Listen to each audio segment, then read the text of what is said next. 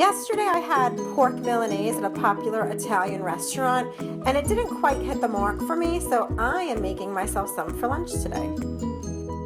I bought some thin-cut bone-in pork loin chops, and I removed the bones, and I pounded them to a 1/4 inch thick. But I'm not throwing away the bones. I put them in a bag and labeled them. I'm going to pop them in the freezer to use for another day in another recipe. In this bowl here, I have breadcrumbs, some freshly grated pecorino locatelli cheese, fresh black pepper, and fresh chopped parsley. And I'm just going to go ahead and mix that all together with my hands just to blend it. And now we're going to see how good I am at using just one hand to try to coat these with the egg that's in this dish. And this egg was seasoned with salt and pepper. Normally I would use 2 hands so that I could keep one free of breadcrumbs, but I'm using the other to shoot. Okay, I turned it over and I'm gonna really pat that breadcrumb in because I really want it to stick to the pork chop. So both of my chops are coated now. I went ahead and dragged them through the last bit of the egg to double bread them because I want to ensure that they have a nice thick coating on it. And I'm gonna let them sit for a few minutes while I heat up some grapeseed oil in a skillet right now. And you'll see I have a little bit of seasoned breadcrumb left. I'm just gonna put these in a little container, put them in the freezer, and label what I use them for so I can use them next time. Now I hope you guys can see this because it drives me crazy when recipes say heat oil in a skillet, but it doesn't give you any indicator to know when it's ready. So when I write my recipes, I always say heat oil in a skillet until shimmering. And can you see kind of how it looks like very gentle waves?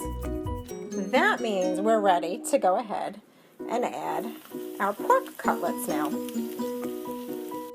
And whenever you're frying, just put your food in there and let it go until you see the edges start to get golden. You don't want to turn it more than once. While the cutlets are frying up, I went ahead and sliced a cup of grape tomatoes in half.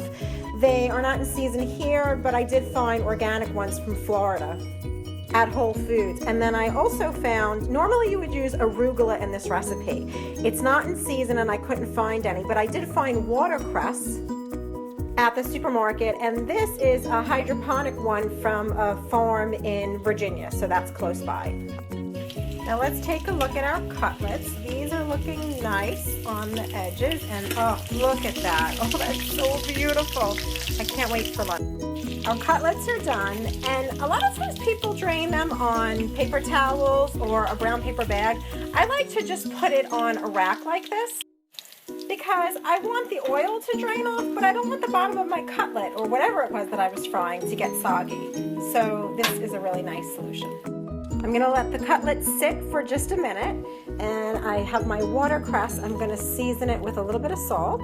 I'm only using half the watercress because it's just me for lunch, and this is actually a serving for 2. I put the rest in the fridge. In goes a squeeze of fresh lemon juice